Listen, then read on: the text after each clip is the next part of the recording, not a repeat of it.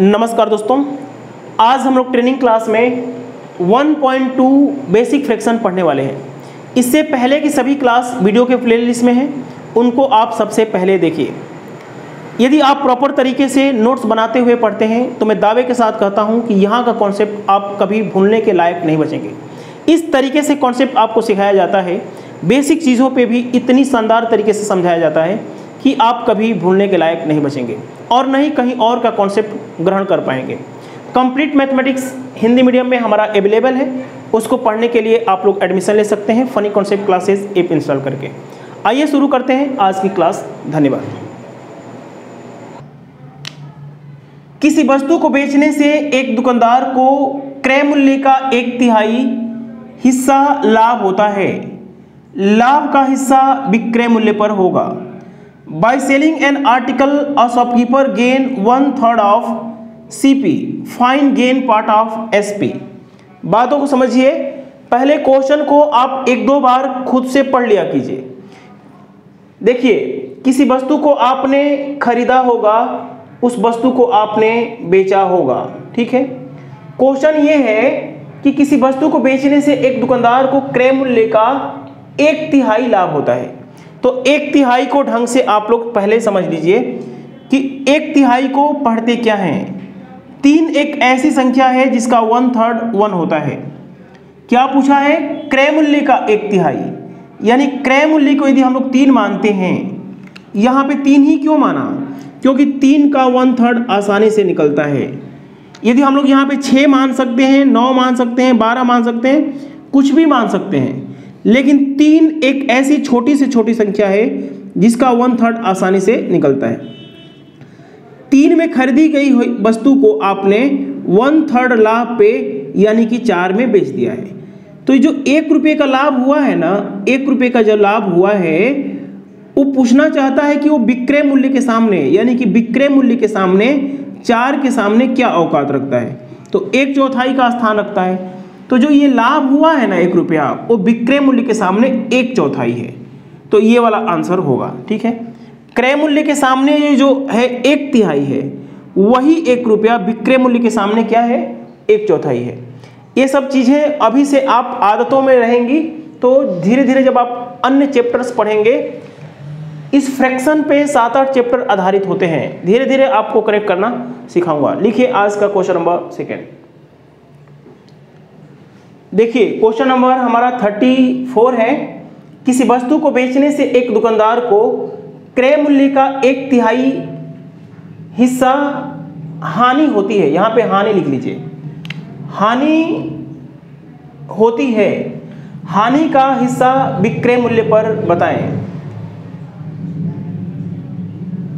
By selling an article और shopkeeper losses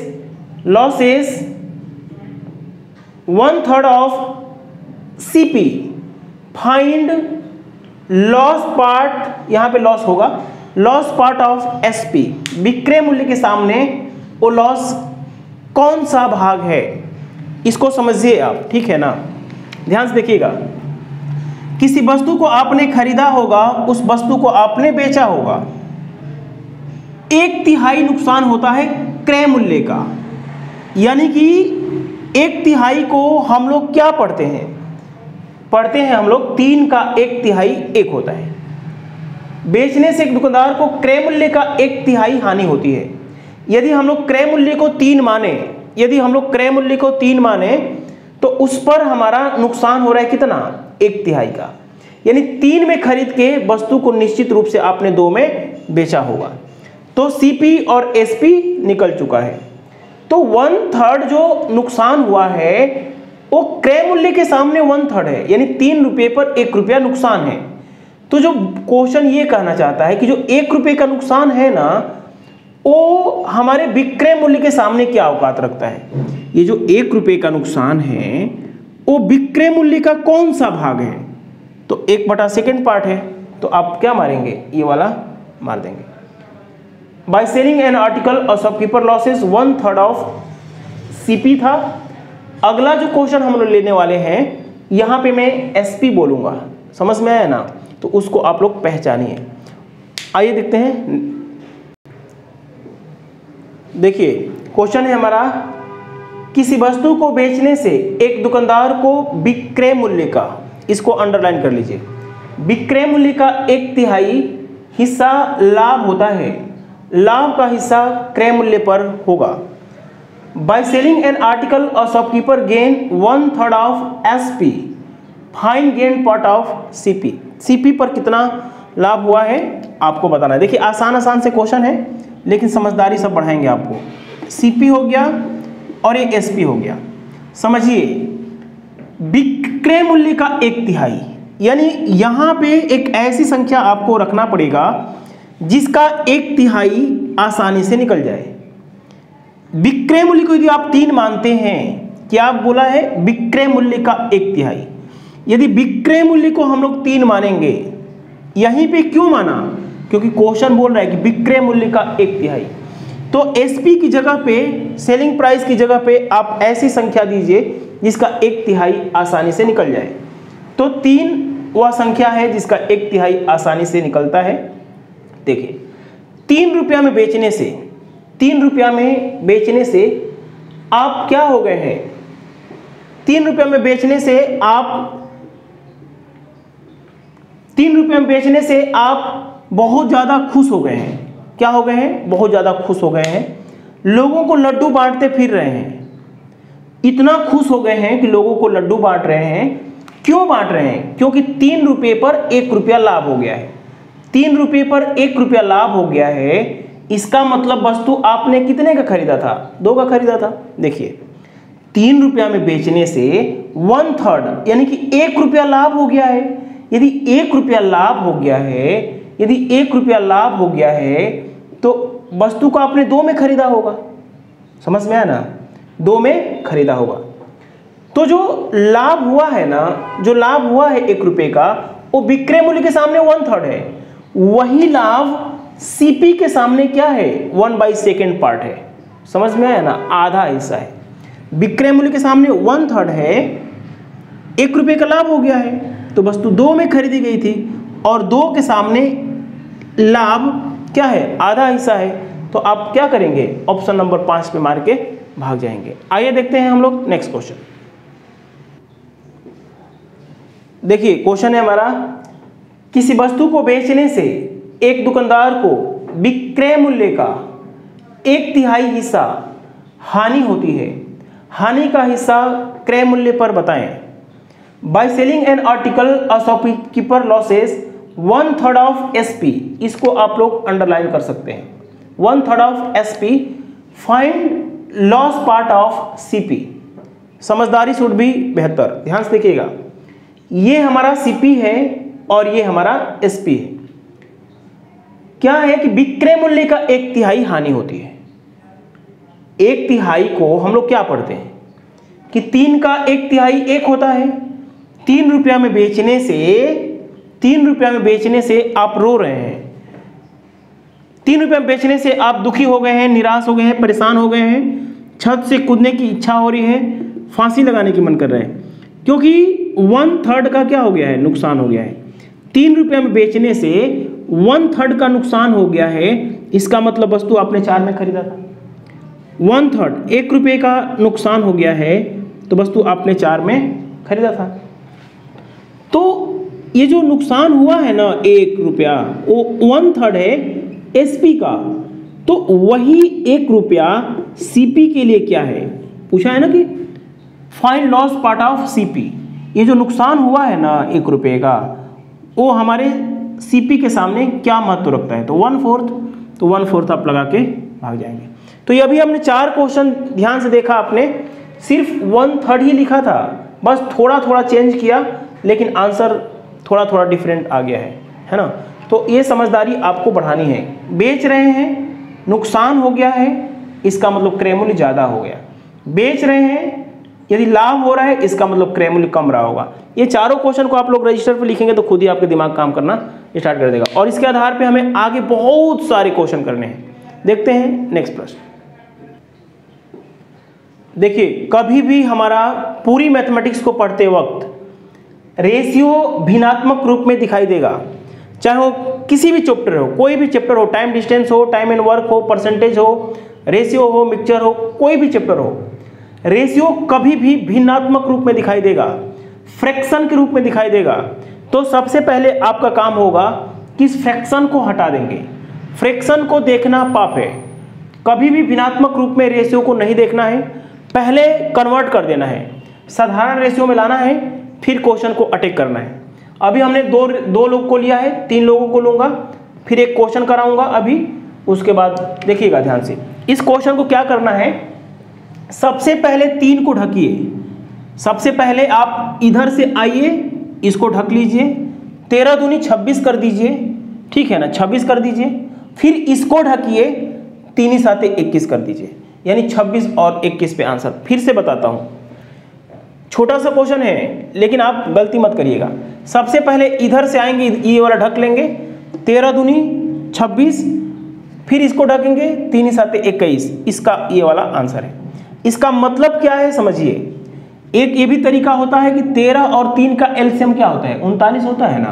तो 39 को यदि हम लोग बंटवारा करेंगे तो 39 टोटल यदि मान लिया जाए तो 39 में से इसको कितना मिलेगा, 13 या 39, 13 दूनी 26 मिल जाएगा, और 13 या 39, 3 7 21 इसको मिल जाएगा।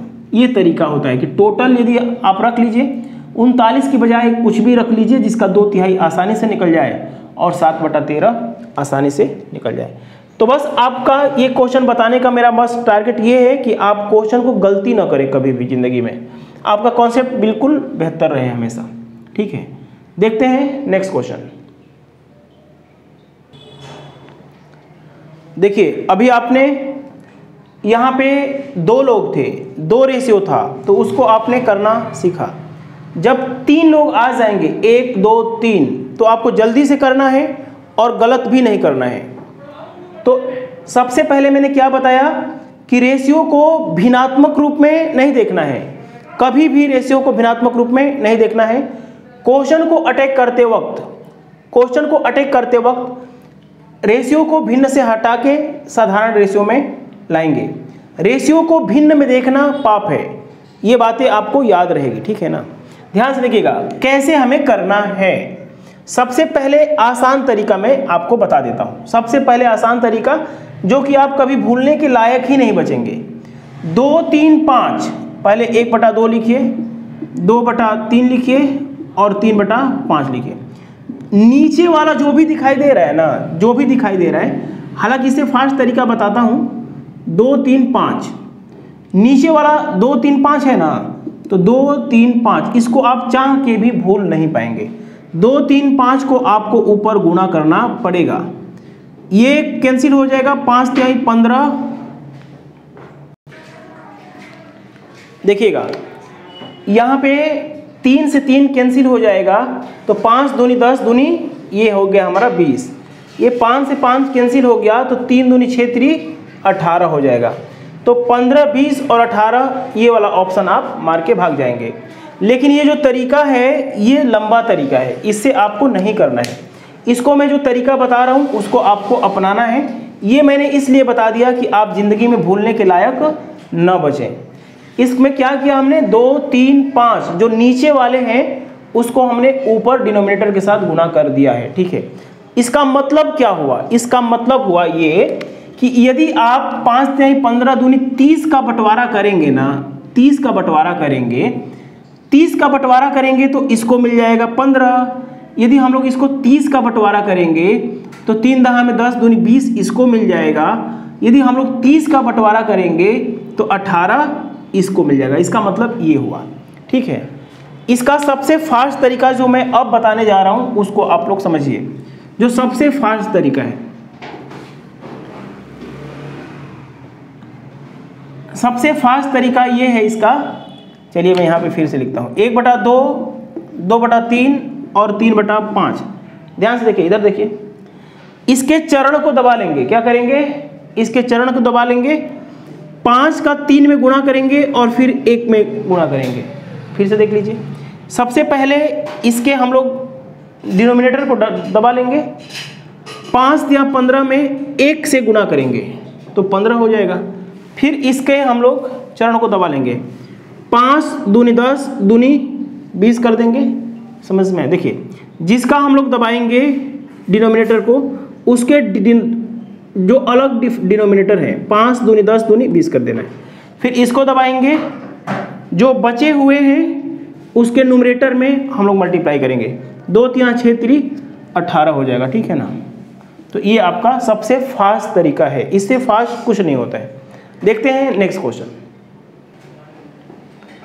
देखिए क्वेश्चन है ABC में 555 रुपये की धनराशि 1/4, 1/5, 1/6 के अनुपात में बांटी जानी थी, परंतु गलती से यह 4, 5, 6 के अनुपात में बांट दी गई। C को कितनी धनराशि अधिक मिले? ₹555 was about to distributed among A, B and C in the ratio of 1/4, 1/5, 1/6, but by mistake it was distributed in the ratio of 4:5:6. How many rupees C gets more? देखिए ये जो ट्रांसलेशन है ये मेरे द्वारा किया जाता है, तो आप लोग बस सेंस को समझेंगे, है ना। क्वेश्चन है कि 555 रुपये को इस तरह से बांटना था, तो अभी मैंने बताया 38 नंबर क्वेश्चन में कि रेशियो को भिन्नात्मक रूप में कभी नहीं छोड़ना है। तो क्या करेंगे, सबसे पहले 1/4, 1/5, 1/6 को आप लिखेंगे और इसको सबसे पहले आप साधारण रेशियो में बदलेंगे। साधारण रेशियो में बदलने के लिए हमने बताया था कि इसको ढक लेंगे, 6 5 30 कर देंगे, 30 कर देंगे। उसके बाद इसको ढकेंगे 6 × 4 और 1 में गुणा करेंगे तो 1 24 हो जाएगा, ठीक है। फिर इसको ढकेंगे 5 4 5 20 और 1 में गुणा करेंगे तो ये हो जाएगा हमारा 20, ठीक है।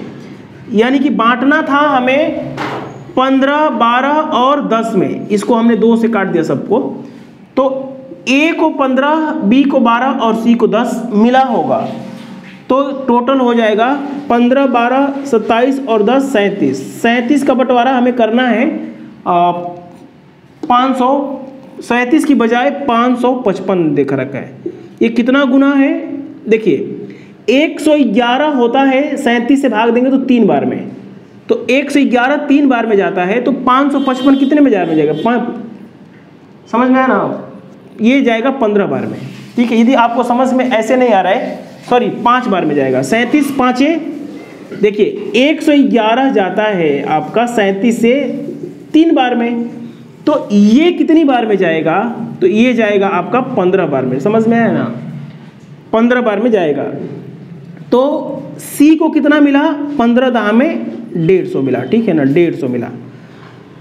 यदि ऐसे बांटते तो C को मिलता 150, लेकिन हमें बांटा गया है 4 5 6 में, 4 5 ने 6 15, 15 की बजाय कितना दे रखा है 555। यदि हम लोग गलती से ऐसे बांटेंगे तो C ये कितना गुना है, देखिए गुना कैसे निकाला जाता है, 555 में जब आप 15 से भाग देंगे तो 15 × 45 और 15 7 तो 37 गुना है, तो इसको 37 से गुना करना पड़ेगा। तो देखिए 4 5 9 6 15, टोटल से हम लोग कंपेयर करेंगे, पीछे से तो आप यही तो करते आ रहे हैं, 6 7 42, 6 3 18 4 22, 222 मिलेगा C को।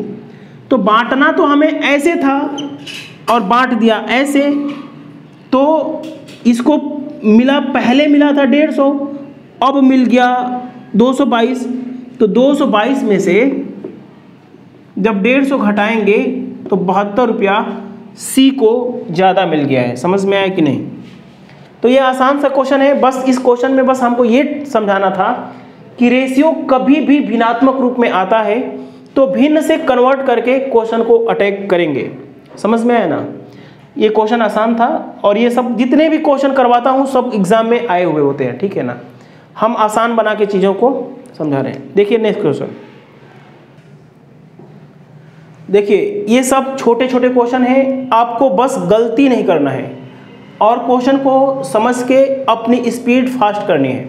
ये सब क्वेश्चन आपको बिल्कुल देखते ही उड़ जाएगा, तभी आप बड़े बड़े क्वेश्चन इसके आधार पे आए हुए कर पाएंगे। देखिएगा ऐसा क्वेश्चन कभी भी आ जाए कि A का 2/3 बराबर B का 5/11 है, तो सबसे पहले कैसे अटैक करना है समझ लीजिए। हम कई तरीके बता देता हूं, जो आपको मन करे वो उस तरह कर लीजिएगा।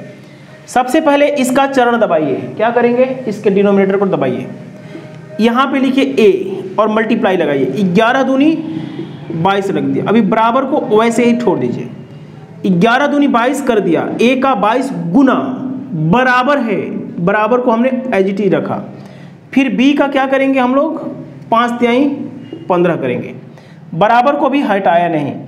यदि बचपन में आप लोग पढ़ चुके हैं कि जब बराबर हटता है तो कोफिशिएंट चेंज हो जाता है, पढ़े हैं कि नहीं पढ़े? हाँ, 15 इधर आ जाएगा और 22 इधर आ जाएगा। यदि आप शुरू से पढ़े हैं तो ये क्यों होता है आपको समझ में आ गया होगा। तो शुरू से ही आप लोग जुड़े होंगे, क्योंकि हमारी क्लास में सारे स्टूडेंट शुरू से ही जुड़े होते हैं। तो 15:22 वाले ऑप्शन पे आप मार के भाग जाएंगे। ध्यान से देखिएगा, इधर देखिए, इधर देखिए। इसको आप लोग ऐसे भी कर सकते थे कि a के चरणों में जब b को लाएंगे, जब b को इधर घसीट के लेके जाएंगे तो 15 के चरणों में 22, तो a बराबर 15, b बराबर 22।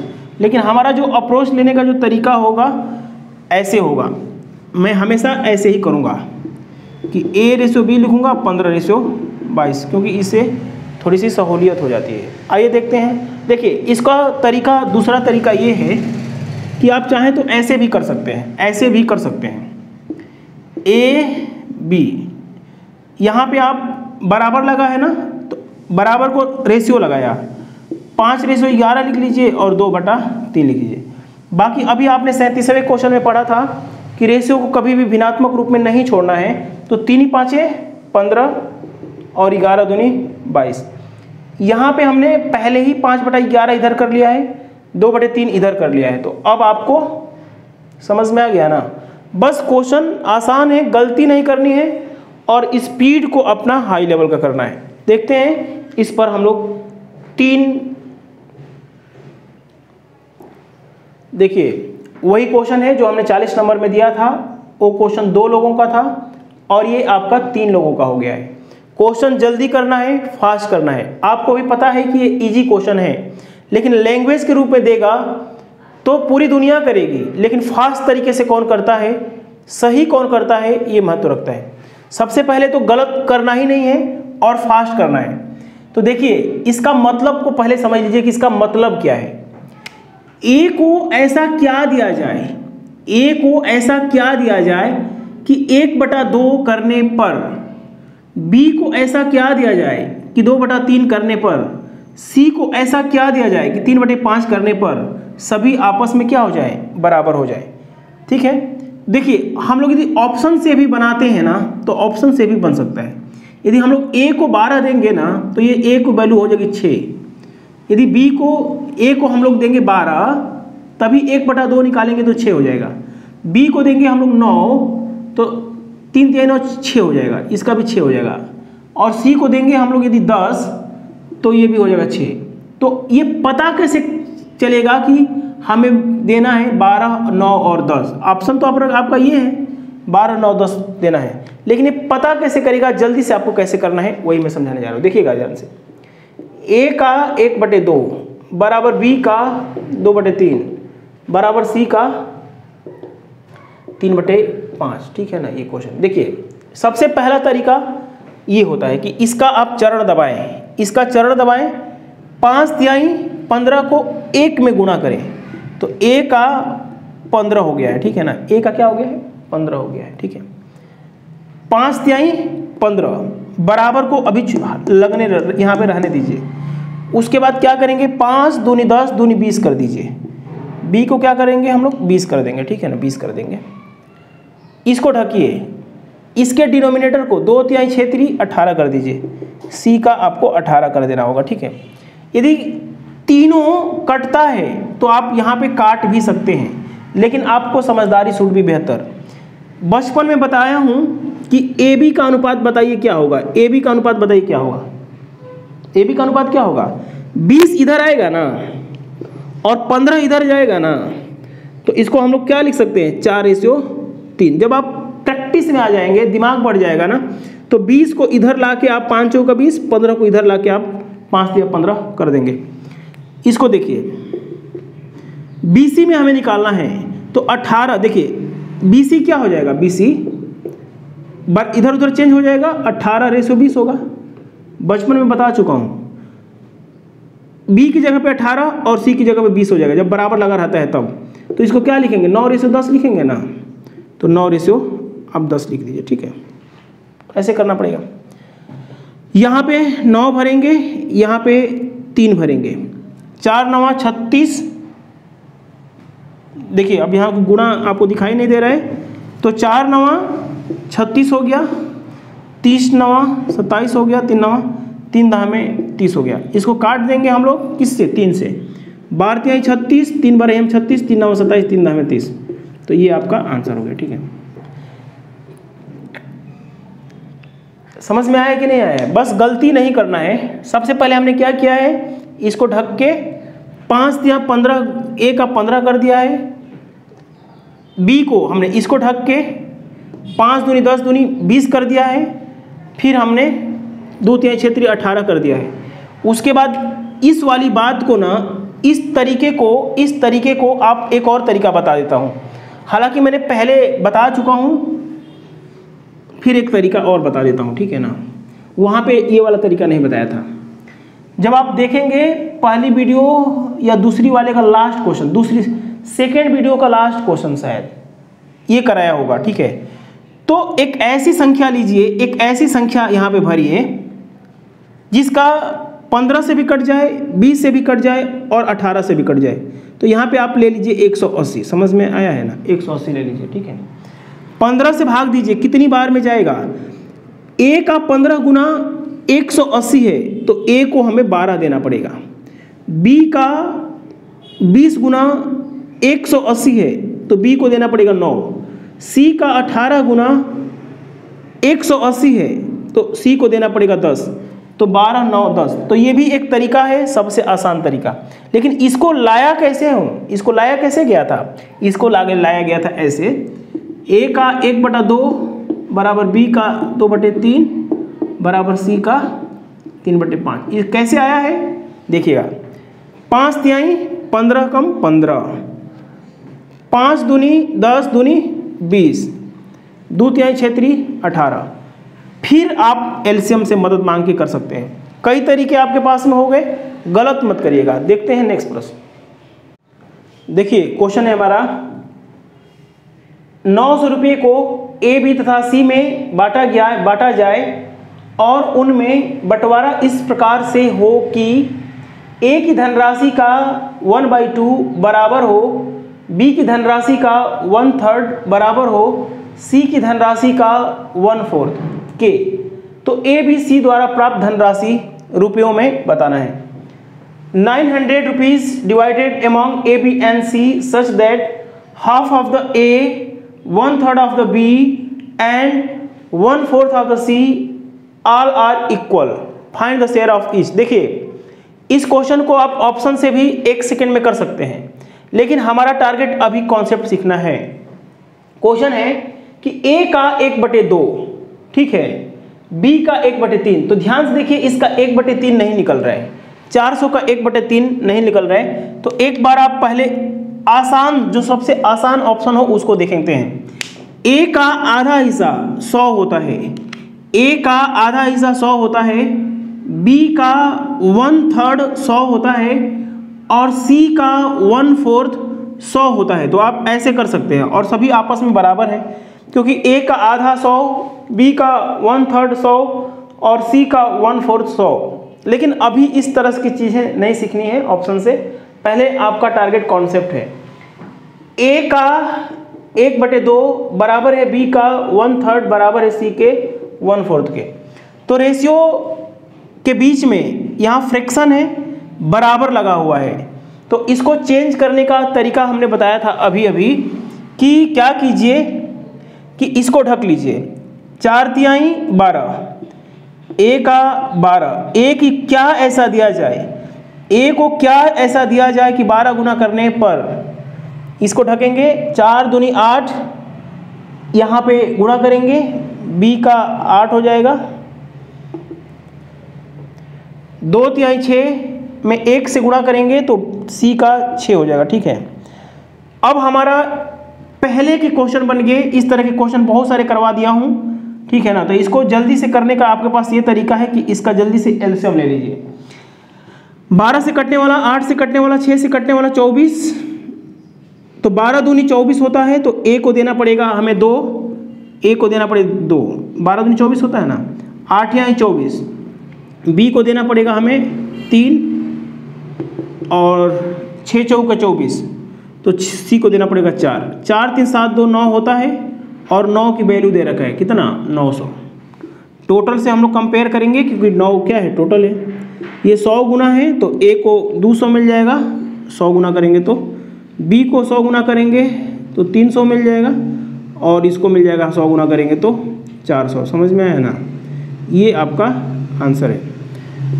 तो अभी हमारा काम कॉन्सेप्ट है, इसको हमने रेशियो बनाने के, ये पूरे को हम लोग रेशियो में बनाने के बहुत सारे तरीके बताए हैं, आपसे गलत नहीं होना चाहिए। देखते हैं नेक्स्ट प्रश्न। देखिए ये जितने भी क्वेश्चन हैं सारे मैं खुद ही इनको तैयार करता हूँ। कुछ इंग्लिश में लिखने में गलती हो जाए तो आप लोग सिर्फ सेंस समझिएगा, क्योंकि इन सारे क्वेश्चन को हमें जब मैं चैप्टर कराऊंगा सारे के सारे, तो उसमें ये सब चीज़ें काम आएगी और आपको हर चीज़ पहले से पढ़ा हुआ लगेगा, ठीक है ना। तो आप लोग सेंस पे जाइएगा, क्योंकि ये सब क्वेश्चन मैं सेट करता हूँ, किताबों में नहीं है। जब मैं चैप्टर कराऊंगा तो मैं क्वेश्चन किताबों से छांट के लाऊंगा, है ना, बहुत सारी किताबों से, तो वहाँ पे इंग्लिश में मिस्टेक नहीं होगा। अभी शुरुआत में इंग्लिश में थोड़ी बहुत ग्रामेटिकल मिस्टेक हो सकती हैं, आप लोग माइंड मत करिएगा, समझ में। किसी संख्या में उसी संख्या का 1/4 भाग जोड़ दिया गया, जोड़ी गई संख्या में से कितना भाग घटा दिया जाए कि फिर वही मूल संख्या प्राप्त हो जाए। बताता हूं। A number is increases 1/4 of itself. A number is increases by 1/4 of itself.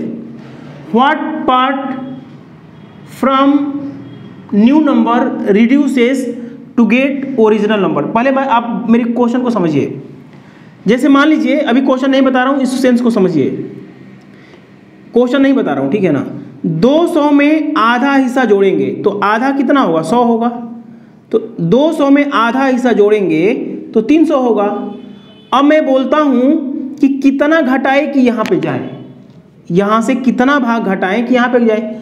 तो यहाँ पे आपको 100 घटाना पड़ेगा, समझ में आया ना। इसका 1/3 घटाएंगे ना तो आप यहाँ पे पहुँचेंगे, समझ में आएगा। देखिए मैं ये बोल रहा हूँ कि इसका 1/2 जोड़ेंगे तो यहाँ पे जाएंगे, तो यहाँ से कितना घटाए कि यहाँ पे जाए, तो 1/3 घटाना पड़ेगा, समझ में आया है। तो यही मैं आपको फ्रैक्शन में बोला हूँ, इसको आप समझिए।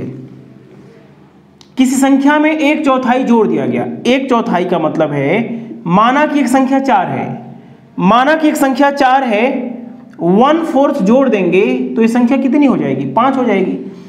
अब ये जो संख्या है कितना घटाएं कि यहाँ पे पहुंचे, कितना घटाना पड़ेगा, तो इसका 1/5 भाग घटाना पड़ेगा। यानी कि जो आपने पढ़ाया है ना, यहाँ से 1/4 जोड़ के इधर जा रहे हैं, तो आपका 5 का 1/5 भाग घटाएंगे ना तो यहाँ पे पहुंचेंगे। इस सेंस को समझिए, इसमें बहुत तमाम तरह के अनगिनत क्वेश्चन आएंगे और स्टूडेंट यहाँ पे कंफ्यूज हो जाता है, ठीक है ना। फिर मैं इसको समझा देता हूँ। जैसे मान लीजिए क्वेश्चन है कि किस संख्या में 1/4 जोड़ा गया। 1/4 का क्या मतलब होता है कि 4 में 1/4 जोड़ेंगे, 1/4 भाग जोड़ेंगे तो 5 होगा। तो ये क्या है, न्यू नंबर है। क्या है, न्यू नंबर। न्यू नंबर से कितना घटाएं कि यहाँ पे पहुंचे, तो जो आपने जोड़ा है ना एक हिस्सा, वही एक हिस्सा आपको यहां से घटाना पड़ेगा। आइए देखते हैं हम लोग नेक्स्ट क्वेश्चन। देखिए क्वेश्चन है, राम की आय सीता से 1/8वां भाग ज्यादा है, बताइए सीता की आय राम से कितना भाग कम है। यहां पे आप राम लिख लीजिए और यहां पे आप लिख दीजिए सीता। राम की आय 1/8वां भाग ज्यादा है। 1/8 को पढ़ने का तरीका होता है कि यदि सीता 8 है, सीता 8 है तो राम तो ज़्यादा है 1/8वां भाग, तो ये वाला हिस्सा 1/8वां भाग, ये वाला हिस्सा राम जी अधिक है, तो 9 है। तो राम की आय सीता से, ये वाला हिस्सा राम ज़्यादा है, तो ये वाला अब यहाँ से कितना भाग कम करे कि यहाँ पहुँचे, तो यहाँ से कितना भाग कम करना पड़ेगा। देखिए यहाँ से 1/8 जोड़ेंगे ना तो कट जाएगा, एक हिस्सा जोड़ेंगे तो यहाँ पहुँचेंगे। तो यहाँ से 1/9 घटाएंगे ना, देखिए 1 घटाएंगे तो यहाँ पहुँचेंगे। तो यहाँ से कितना घटाएं कि यहाँ पे पहुँचें, या कितना भाग कम है, तो 1/9 भाग कम है ना, तो 1/9 भाग को आंसर मारना हो। देखिए ये सब चीज़ें आपको तब मज़ा आएगा जब आप सारे चैप्टर ढंग से शुरुआत करेंगे। ट्रेनिंग क्लास में हम आपके दिमाग को धीरे धीरे बढ़ा रहे हैं, ठीक है ना। इसको पढ़ने के बाद आकस्मिक परिवर्तन आएगा। आइए देखते हैं नेक्स्ट प्रश्न। देखिए क्वेश्चन है हमारा, बी की आय ए से 2/5वां भाग कम है, बताइए ए की आय बी से कितना भाग ज़्यादा है। Income of B is 2/5 part lesser than A, what part A is lesser than B. ध्यान से देखिएगा, क्वेश्चन है, पहली लाइन को पढ़िए। ए है और ये बी है, 2/5वां भाग ये कम है, बी 2/5वां भाग कम है, तो 2/5 को क्या पढ़ते हैं बताइए। 2/5 का मतलब होता है कि यदि ये 5 है तो 5 का 2/5 2 हिस्सा बी कम है तो ये 3 होगा। 5 पे 2 हिस्सा घटाया, देखिए 5 का 2/5 घटाएंगे ना तो कट जाएगा, 2 हिस्सा घटाया तो आप यहाँ पे पहुँचे। 5 का 2/5 घटाएंगे तो 3 की प्राप्ति होगी, 5 पे 2 हिस्सा घटाया। अब आपसे ये पूछ रहा है कि बी की आय ए से 2/5 आपने कम कर दिया। अब ए की आय बी से कितना ज़्यादा है, तो कितना ज़्यादा है बताइए। ए की आय कितना ज़्यादा है, 2 ज़्यादा है, किससे, बी से। बी से कितना ज़्यादा है, तो 2/3। ये सब चीज़ें आपको समझ में आएगा जब आप चैप्टर की शुरुआत आएगा। आइए देखते हैं आज का क्लास का पहला क्वेश्चन। 46 नंबर क्वेश्चन है। एक थैले में कुछ 1 रुपये के तथा कुछ 50 पैसे के सिक्के हैं, जिनके संख्या का अनुपात 5:6 है।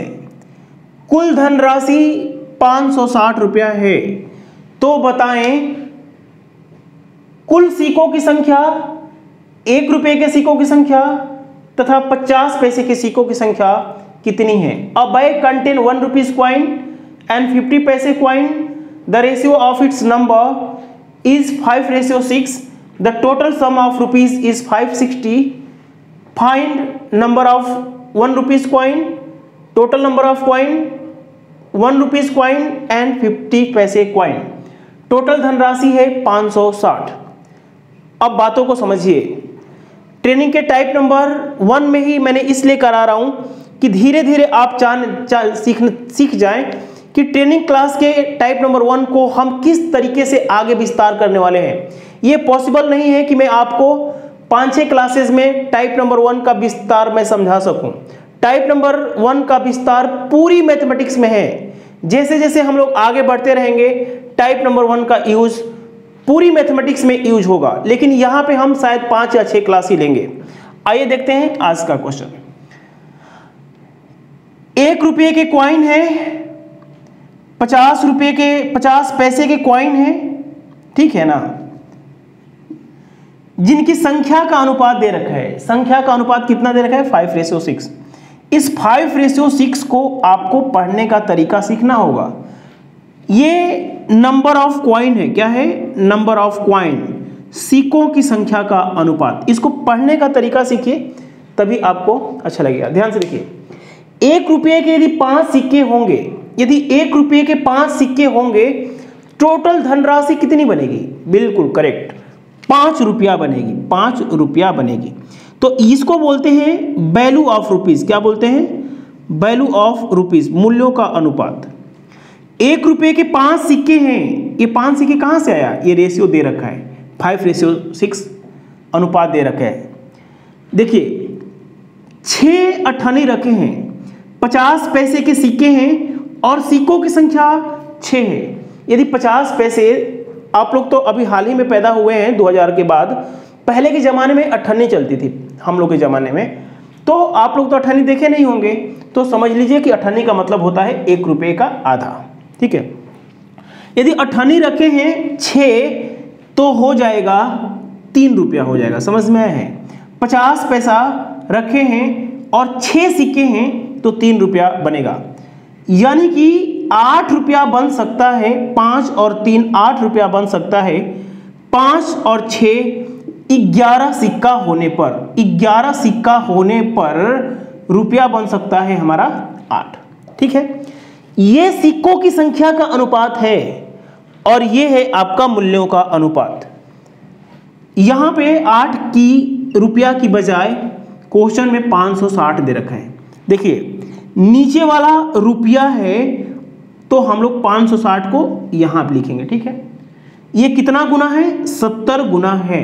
देखिए यदि आपके पास 11 सिक्का है तो 8 रुपया बन रहा है, लेकिन आपके पास यदि ज़्यादा रुपया है, 70 गुना रुपया है, तो सिक्कों की संख्या भी 70 गुना यानी कि 770 रही होगी। बोलेगा कि 1 रुपये के सिक्कों की संख्या, तो इसको भी आपको 70 गुना करेंगे तो 350 सिक्के आएंगे। बोलेगा कि अठन्नी कितनी होगी, तो इसको भी आप 70 गुना करेंगे तो 420 हो जाएगा। ठीक है, तो हमारे पास 3 क्वेश्चन थे। कुल सिक्कों की संख्या 770, 50 पैसे के सिक्कों की संख्या 420, 1 रुपये के सिक्कों की संख्या 350, 350 और 420 मिलके 770 बना देगा। देखिए हमारा टारगेट को समझिए, हम चाहते हैं कि आपके दिमाग में छोटे छोटे क्वेश्चन से इतना अटैक कर दूं कि आपका दिमाग का लेवल बढ़ जाए। जब भी हम लोग चैप्टर 10, 12, 15 दिन बाद स्टार्ट करें तो आपका दिमाग पूरी तरीके से मैच्योर हो सके। ठीक है, हम छोटे छोटे क्वेश्चन से वार कर रहे हैं आपके दिमाग में। ठीक है, समझ में आना मजबूरी है और जिम्मेदारी भी है। देखते हैं नेक्स्ट क्वेश्चन। देखिएगा क्वेश्चन है हमारा, एक थैले में कुछ 50 पैसे के तथा कुछ 25 पैसे के सिक्के हैं जिनके मूल्यों का अनुपात 5:3 है तथा कुल सिक्कों की संख्या 110 है। पहले वाले क्वेश्चन में कुल धनराशि दे रखा था, इस क्वेश्चन में क्या दे रखा है? कुल सिक्कों की संख्या दे रखा है। 50 पैसे के तथा 25 पैसे के सिक्कों की संख्या अलग अलग बताएं। अ बैग कंटेन 50 पैसे कॉइन एंड 25 पैसे coin, the ratio of their value is 5:3 and the total number of coin is 110. Find number of 50 पैसे कॉइन एंड नंबर ऑफ 25 पैसे कॉइन। ध्यान से समझिएगा, ध्यान से इत्मीनान को समझिएगा। क्वेश्चन है हमारा कि 50 पैसे के सिक्के हैं। देखिए 50 पैसे का मतलब होता है 1 रुपये का आधा। 1 रुपया बराबर 100 पैसे होता है, तो 1 रुपये के आधे को हम लोग बोलते हैं 50 पैसे। अठन्नी बोलते थे हम लोग के ज़माने में। और 25 पैसे की कॉइन है। 25 पैसे का मतलब होता है चवन्नी। मतलब 25 पैसे का मतलब होता है कि 1 रुपये का 1/4। समझ में आया ना? चवन्नी का मतलब 1 रुपया बराबर 4 चवन्नी होता है, 4 25 पैसे होती है। इतना तो आपको समझ में आता होगा। लेकिन ये इस वीडियो को मान लीजिए कि 10 साल बाद लोग देख रहे हैं तो अठन्नी और चवन्नी समझ में नहीं आएगा ना। तो आप लोग समझिएगा कि 25 पैसे का मतलब होता है 25 पैसे 4 मिलके 1 रुपया बनाता है। ठीक है, देखिएगा यहाँ पे दे रखा है, पहले वाले क्वेश्चन में यहाँ पे नंबर ऑफ कॉइन दे रखा था, वैल्यू दे रखा था नंबर ऑफ कॉइन, लेकिन यहाँ पे दे रखा था वैल्यू ऑफ रुपीज़ दे रखा है। क्या दे रखा है? वैल्यू ऑफ, ज़्यादा तेज पढ़ा दिया क्या? चलिए धीरे करता हूँ। वैल्यू ऑफ रुपीज़ दे रखा है 5:3। अब इसको पढ़ने का तरीका सीखिए। पहले वाले क्वेश्चन में यहाँ पे दे रखा था नंबर ऑफ कॉइन, लेकिन यहाँ पे दे रखा है वैल्यू ऑफ रुपीज़। तो वैल्यू ऑफ रुपीज़ को नंबर ऑफ कॉइन में चेंज करना पड़ता है। और पिछले वाले क्वेश्चन में क्या था? यहाँ पे नंबर ऑफ कॉइन था। तो आइए चेंज करते हैं। यहाँ पे लिखना पड़ेगा नंबर ऑफ कॉइन। पिछले वाले क्वेश्चन में नंबर ऑफ कॉइन इधर था और वैल्यू ऑफ रुपीज़ नीचे था। नंबर ऑफ कॉइन नीचे आ रहा है, ठीक है ना। पिछले वाले क्वेश्चन और देखिए ध्यान से, यदि 5 रुपया रखे हैं, 5 रुपया आपके पास है और अठन्नी के रूप में है, यदि 1 रुपया रखते हैं ना तो 2 अठन्नी बनती है, 2 50 पैसे बनती है। तो 5 रुपया बराबर 10 50 पैसे के सिक्कों की संख्या, 1 रुपया बराबर 4 चौवन्नी 4 25 पैसे, तो 3 रुपया बराबर 12 चौवन्नी 12 50 पैसे। नीचे हम लोग ला रहे हैं नंबर ऑफ कॉइन। यदि आपके पास टोटल 22 सिक्के हैं, देखिए 10 सिक्के और 12 सिक्के 22 सिक्के बनाता है, 10 सिक्के 12 सिक्के 22 सिक्के बनाता है। तो 22 सिक्कों की बजाय 110 दे रखा है, ये कितना गुना है? 5 गुना है। तो 50 पैसे के सिक्कों की संख्या 5 गुना करेंगे तो 50 हो जाएगा और चौवन्नी हो जाएगी 12 5 60। देखिए पिछले वाले क्वेश्चन में हमने ना यहाँ से सिक्कों की संख्या निकाला था, यहाँ से सिक्कों की संख्या निकाली थी। एक बार रजिस्टर में देखिए, रिवीजन कीजिए, और इस प्रकार के तमाम क्वेश्चन हम कराएंगे रेशियो वाले चैप्टर में, ठीक है ना। वहाँ पे हम 7-8 क्वेश्चन कराएंगे तो दिमाग में एकदम धंस जाएगा। लेकिन अभी अपनी आदत को थोड़ा सा बढ़ाइए, इंटरेस्ट लीजिए, क्योंकि छोटे छोटे क्वेश्चन से आप अभी कर लेंगे तो जब चैप्टर पढ़ेंगे तो भूल नहीं पाएंगे। मैं ज़्यादा बात नहीं करना चाहता हूँ, तो आप लोग नोट कर लीजिएगा। यहाँ से पिछले क्वेश्चन में हमने सिक्कों की संख्या निकाला था और इस बार निकाल रहा हूँ यहाँ से। 5 रुपया रखे हैं, 1 रुपया बराबर 2 अठन्नी, तो 5 रुपया बराबर 10 अठन्नी, 10 50 पैसे के सिक्कों की संख्या। 1 रुपया बराबर 4 25 पैसे, तो 3 रुपया बराबर 12 22 हो गया। 22 की वैल्यू दे रखा है। पिछले क्वेश्चन में यहाँ पे वैल्यू ऑफ रुपीज़ दे रखा था, टोटल सम रुपयों का दे रखा था, यहाँ पे सिक्कों की संख्या है, समझना पड़ेगा। देखते हैं नेक्स्ट क्वेश्चन। देखिए क्वेश्चन है हमारा, 1400 रुपये को 5 आदमी तथा 3 औरत में इस प्रकार बांटा गया कि प्रत्येक औरत को प्रत्येक आदमी से 1/4 ज़्यादा मिले। प्रत्येक औरत को मिला हुआ धन बताएं। 1400 rupees divided among 5 men and 3 women such that each woman gets 1/4 more than each man. Find the share of each woman. समझदारी शुड भी बेहतर, ध्यान से देखिएगा। सबसे पहले 5 आदमी हैं तो आदमी लिख लीजिए 5, यहाँ पे लिख देता हूँ आदमी, ठीक है। औरत हैं 3 तो यहाँ पे लिख लीजिए 3, ठीक है। इनके बीच में कुछ पैसा बांटना है। कितना पैसा बांटना है? 1400 रुपया बांटना है, 1400 रुपया बांटना है। तो 1400 में कुछ पैसा औरतों के खाते में गया होगा और कुछ पैसा हमारे पुरुषों के खाते में गया होगा। यदि हमें पता चल जाए कितने पुरुषों के खाते में गया, कितनी औरतों के खाते में गया, तो आप 3 से भाग दे करके, औरतों की संख्या से भाग देके एक औरत का धन आप निकाल सकते हैं। इसमें आप भाग दे देंगे 5 से ना, तो एक आदमी का मिला हुआ धन पता चल जाएगा। तो ध्यान से देखिए हमें कैसे करना है, ध्यान से देखिएगा। एक औरत को 1/4 ज़्यादा मिले।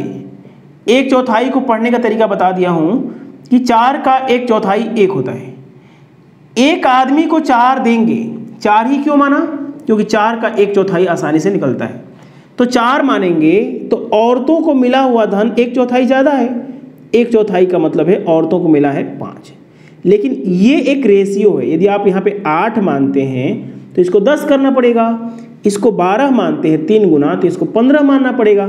ये 4 और 5 एक रेशियो है। क्या है? रेशियो है। यदि हम मान लीजिए कि एक आदमी को 4 रुपया मिला, तो हमारा तो 20 रुपये में बंटवारा हो जाएगा, 20 रुपये में काम खत्म हो जाएगा। 4 और एक औरत को यदि 5 रुपया मिला तो औरतों की संख्या 3, तो हमने 15 का बंटवारा किया। यानी कि यदि 4 रुपया देते हैं तो 20 रुपया, एक औरत को 5 रुपया देते हैं तो 15 रुपया, तो हमारे पास टोटल कितना हो गया? 35 हो गया। समझ में आया है ना? यदि हम 35 का बंटवारा करते हैं, यदि हम लोग 35 का बंटवारा करते हैं तो एक आदमी को 3 आदमी को मिलेगा हमारा 20 और 3 औरतों को मिलेगा, एक औरत को मिलेगा 5 रुपया, तो एक पुरुष का मिलेगा 4 रुपया। यदि हम 35 का बंटवारा करेंगे तब, फिर से सुन लीजिए, गड़बड़ हो गया था। एक आदमी को 4 रुपया मिलेगा, एक औरत को 5 रुपया मिलेगा, तो टोटल पैसा हमने बांट दिया 35। लेकिन हमें ज़्यादा बांटना है, 35 चौका ये 40 गुना है, ठीक है ना, 35 चौका 140। इसका मतलब है कि आप चाहें तो इसको एक औरत को आप दे दीजिए 200 रुपया दे दीजिए, ठीक है, तो आंसर आ चुका है 200 रुपया। या आप ऐसे भी कर सकते हैं कि ये 40 गुना है ना, तो इसको 40 गुना करके 600 मिला। ये 600 किसको मिला? सारी की सारी औरतों को, 3 औरतों को मिला 600। तो 2 से आप 3 से भाग दे देंगे ना, 600 में यदि आप 3 से भाग देंगे तो एक औरत को मिल जाएगा 200। तो इतना क्यों करने जाएंगे आप, 5 में गुणा कर लीजिए, 200 हो जाएगा। यहाँ पे भी यदि 600 मिला है तो 3 औरतों को मिला है, तो एक औरत को मिल जाएगा 200। पूछेगा कि एक आदमी को कितना मिला, तो आपको यहाँ पे 40 से गुणा करना होगा, 4 चौक 16, 160 रुपया प्रत्येक आदमी को मिला। हमारा आंसर है 200। देखते हैं नेक्स्ट प्रश्न। देखिएगा, क्वेश्चन है हमारा 49। चीनी के भाव में 1/6वें भाग की वृद्धि हो गई। एक छात्र अपना खर्च बढ़ाने को तैयार नहीं है, बताइए खपत में कितने भाग की कमी करना पड़ेगा। The price of sugar increases by 1/6 part. Price of sugar increases by 1/6 part. A student does not want to increase his expenditure. What part consumption would be reduces? ध्यान से देखिएगा, क्वेश्चन को समझिए और क्वेश्चन को 1-2 बार आप पढ़ लीजिए, ठीक है ना। चीनी के भाव में 1/6 की वृद्धि हो गई है। 1/6 का मतलब है 6 रुपये किलो, 6 रुपये किलो, 6 रुपये किलो, 6 रुपये किलो, 6 रुपये किलो चीनी मिलती है। तो अब हो गई है 7 रुपये किलो, 7 रुपये किलो, 7 रुपये किलो, 7 रुपये किलो, 7 रुपये किलो, 7 रुपये किलो। पहले मिलती थी, देखिए 6 रुपये किलो चीनी थी, तो ये वाला हिस्सा बढ़ गया है, 7 रुपये किलो हो गया है, ठीक है ना। एक लड़का को उसके पापा भेजते थे, 42 रुपया, ठीक है ना। ये 42 कैसे आया अभी मत पूछिएगा, बताता हूँ। 42 रुपया भेजते थे कि बेटा तो 42 रुपये की चीनी यूज करना। चीनी का भाव बढ़ गया है।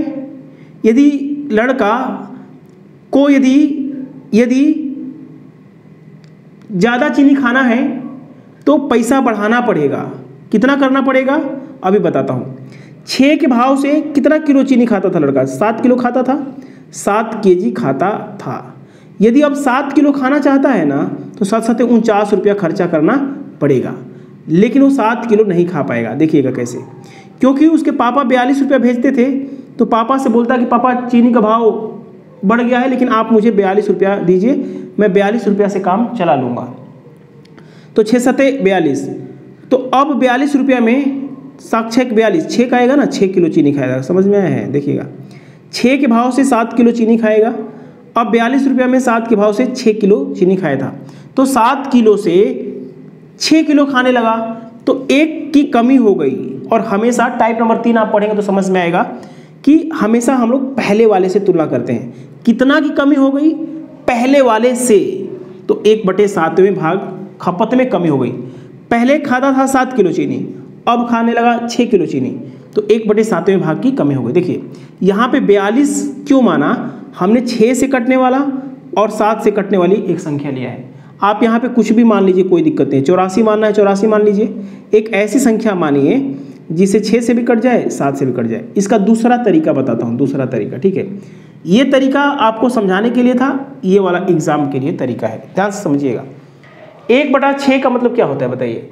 6 रुपये किलो, 6 रुपये किलो, 6 रुपये किलो, तो अब हो गया 7 रुपये किलो। तो यदि प्राइस कम है तो इसका उल्टा कर दीजिए, 6 और 7 का उल्टा कर दीजिए। यदि भाव सस्ता होता है तो ज़्यादा मिलेगा चीनी, महंगा हो गया तो चीनी कम मिलेगी। तो कितना की कमी करना पड़ा? 1/7वां भाग की, ठीक है। और तमाम तरीके के प्रश्न करने हैं, हम बस आपके दिमाग को खोलना चाहते हैं। यदि आप यहाँ पे ढंग से काम कर लेते हैं ट्रेनिंग में, ट्रेनिंग कितने घंटे की होगी? 15, 16, 20 घंटे की हो सकती है। यदि एक दिन में 3-3 घंटा भी पढ़ते हैं तो 6 दिन में पूरी ट्रेनिंग खत्म हो सकती है। तो मुझे तो नहीं लगता कि यदि आप 6 दिन पढ़ते हैं तो बहुत ज़्यादा अपना इन्वेस्ट कर लिया। और यहाँ पे यदि आप पढ़ते हैं ना, तो आप ज़िंदगी में कभी भूल नहीं पाएंगे। इसकी खास बात ये है, 7 साल से मैं पढ़ा रहा हूँ, बहुत सारे लड़के तारीफ करते हैं, तो मैं चाहता हूँ कि पूरा देश तारीफ करे। आइए देखते हैं नेक्स्ट प्रश्न। देखिए मैं हर एक क्वेश्चन करा रहा हूँ, इससे आपको घबराना नहीं है। मैं हर चीज़ टच करना चाहता हूँ। मैं चाहता हूँ कि आपके दिमाग में वो सभी कॉन्सेप्ट जाएं जो हम लोग आगे पढ़ने वाले हैं, ठीक है ना। मैं चाहूँगा तो टाइप नंबर 1 अभी बताया कि मैं 5-7 दिन पढ़ाता ही रह जाऊँगा, ख़त्म नहीं होगा। लेकिन हमें चाहता हूँ कि हर चीज़ आपके दिमाग में अवगत करा दूँ, समझा दूँ। ध्यान से देखिएगा, एक दुकानदार वस्तुओं को क्रय मूल्य पर ही बेचने का वादा करता है। क्रय मूल्य पर, देखिए एक दुकानदार है, जितने पे खरीदा है, यदि 100 रुपये में खरीदा है तो 100 रुपये में ही वस्तुओं को बेचने का वादा करता है, लेकिन वह वजन में कम तौलता है। कितना? 1/10वां भाग। तो लाभ बताना है कितना भाग की लाभ हुआ। बातों को समझिए, 1/10वां भाग कम तौलता है। 10 kilo 10 kilo 10 kilo 10 kilo 10 kilo 10 kilo 10 kilo 10 kilo 10 kilo खरीदा है तो 1/10वां भाग कम तौलता है, यानी कि वह 9 किलो देता है। ये बात समझ में आ गया ना। पिछला जो क्वेश्चन किया था उसी से रिलेट करके मैं समझा रहा हूँ। 1/10वां भाग कम तौलता है, इसका मतलब है 10 किलो 10 किलो 10 किलो 10 किलो आलू लाया है, लेकिन आपको 9 किलो तौल रहा है। वस्तुओं को क्रय मूल्य पर ही बेचने का वादा करता है। इसका मतलब समझते हैं कि यदि वह लाया है 90 रुपये का, चलिए मैं 90 यहाँ पे, पिछले क्वेश्चन में हमने यहाँ लिखा था ना, यहाँ पे लिख देता हूँ। यदि वह 10 किलो आलू लाया है 90 रुपये का, तो 1 किलो कितने का लाया होगा? 9 रुपये किलो 9 रुपये किलो 9 रुपये किलो 9 रुपये किलो लाया होगा। चलिए मैं यहीं पे लिख देता हूँ, आपको समझना है, ठीक है। 10 किलो लाया है 90 रुपये का, ठीक है, तो 1 किलो कितने का खरीदा होगा? 9 रुपये किलो 9 रुपये किलो 9 रुपये किलो 9 रुपये खरीदा होगा ना। और 90 का खरीदा है और 90 रुपया में ही बेच रहा है, लेकिन बेच रहा है 9 किलो। 10 किलो खरीदा है, 1 किलो कम तोल रहा है, तो 9 रुपये किलो 9 रुपये किलो 9 रुपये किलो 9 रुपये किलो लाया है, लेकिन वो बेच रहा है 9 में 10 रुपये किलो 10 रुपये किलो। तो आप लोग टाइप नंबर 3 में पढ़ेंगे कितना लाभ हो गया? 1 का लाभ हो गया। हमेशा सीपी से तुलना करते हैं, ये पढ़ेंगे हम लोग टाइप नंबर 3 में। 1/9 भाग की लाभ हो गया, ठीक है।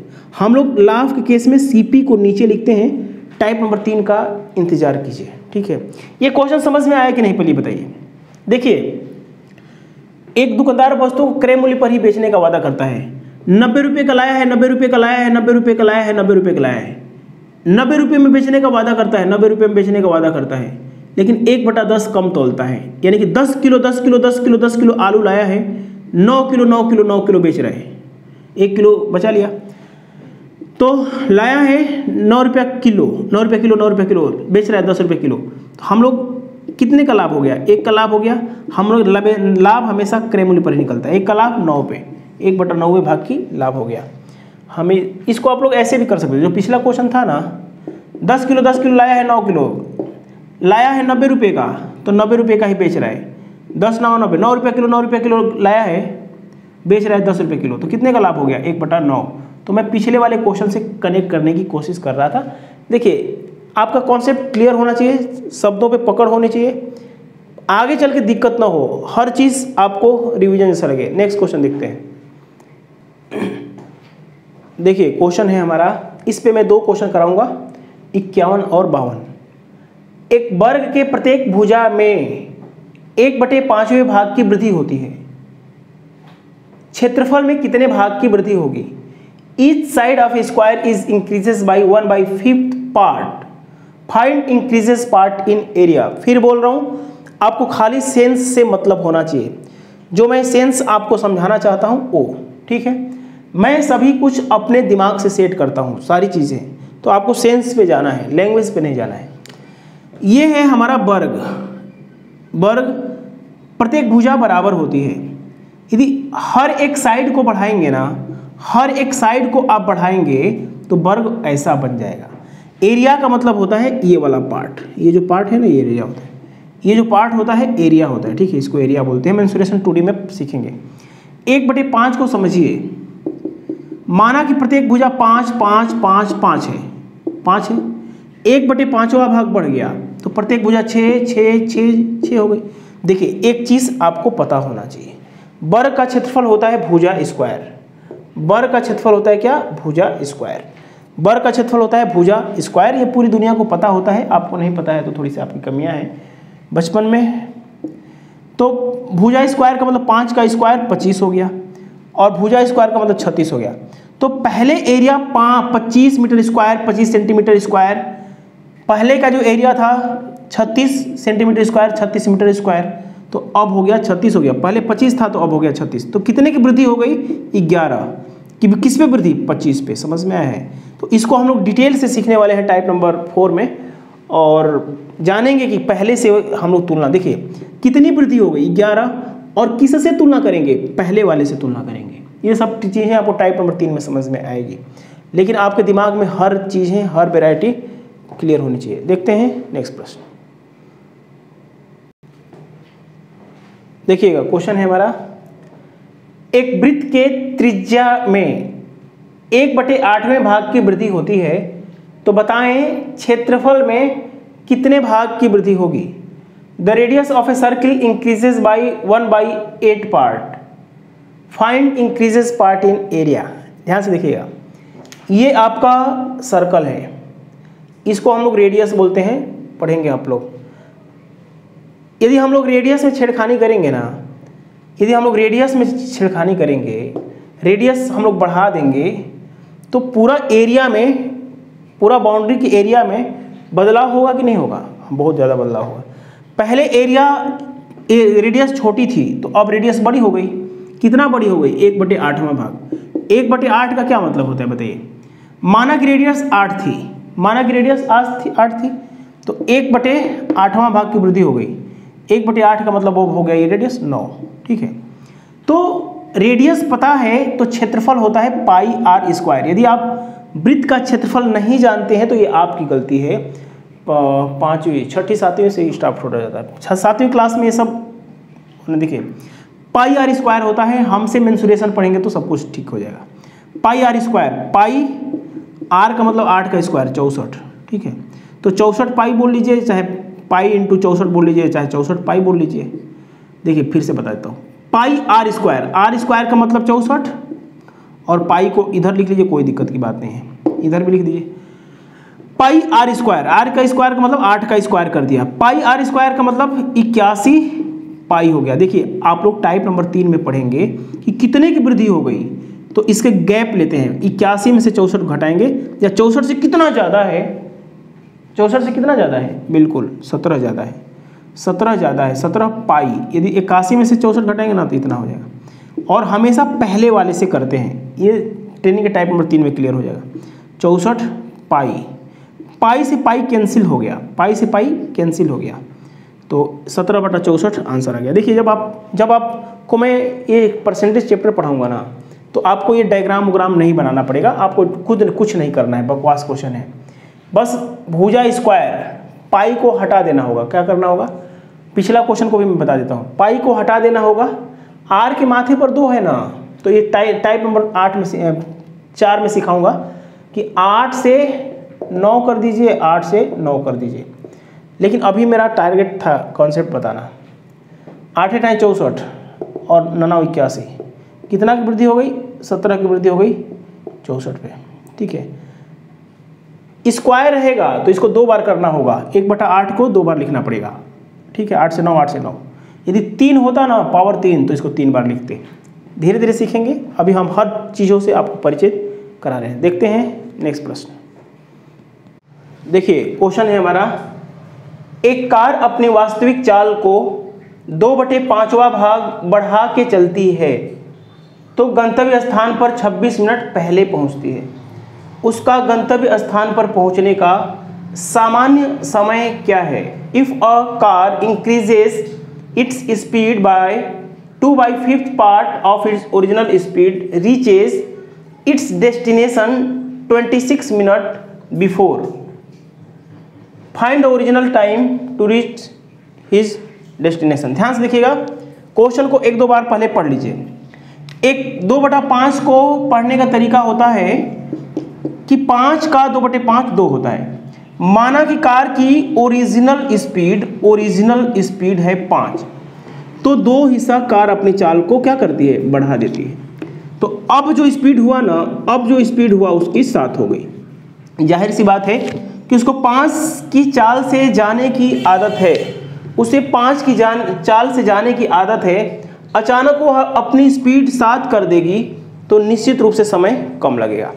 तो ये इस प्रकार के क्वेश्चन में टाइप नंबर 5 में बहुत सारे करवाने वाला हूँ। एक क्वेश्चन मेरा मन किया तो मैंने करा दिया। चाल का अनुपात 5:7 होता है, तो समय का अनुपात 7:5 होता है। इस पे हम लोग काम करेंगे टाइप नंबर 5 में। चाल और समय में क्या कैसे होता है ये भी सीखेंगे। पढ़ने का तरीका, कार की चाल 5 थी, समय 7 लगता था, कार की स्पीड बढ़ गई, अब समय लगेगा 5, तो कितना पहले पहुंच गई, 2 यूनिट पहले पहुंच गई। समझ में आया है? देखिए ओरिजिनल स्पीड 5 थी तो समय लगता था, ओरिजिनल समय लगता था 7, चाल बढ़ा दी तो अब समय लगेगा 5, तो कितना पहले पहुंची, 2 यूनिट, और 2 यूनिट की वैल्यू दे रखा है कितना, 26 मिनट। 2 यूनिट की वैल्यू 26 मिनट पहले पहुंचती है। कितना गुना है, 13 गुना है, ठीक है ना, 13 गुना है। तो उसकी जो ओरिजिनल समय होगा 13×7=91। देखिए ओरिजिनल चाल है तो ओरिजिनल समय तो यही है ना, तो 13×7=91 हो जाएगा। ये 13 कैसे आएगा, 2 = 26 तो 1 = 13। पूछेगा कि अब कितना समय लगेगा, 13×5=65 मिनट लगेगा। समझ में आया ना, पहले लगता था 91 मिनट। ये आपका आंसर है, ठीक है ना। देखिए कौन सा आंसर होगा, ये होगा। क्यों? क्योंकि ओरिजिनल चाल ये है तो ओरिजिनल समय तो ये रहा होगा 91 मिनट। तो दोस्तों मैं ट्रेनिंग क्लास के 1.4 को यहीं पे समाप्त करूंगा, और मैं आप लोगों से बताना ये चाहता हूं कि टाइप नंबर 1 को मैं पूरी मैथमेटिक्स में कनेक्ट कर दूंगा और इसको 2-4-10 दिन पढ़ाता ही रह जाऊंगा, ठीक है ना। बहुत सारे दिन पढ़ाता रह सकता हूँ, 20 घंटा भी पढ़ा सकता हूँ इसको, क्योंकि ये इसका यूजेस पूरी मैथमेटिक्स में होता है।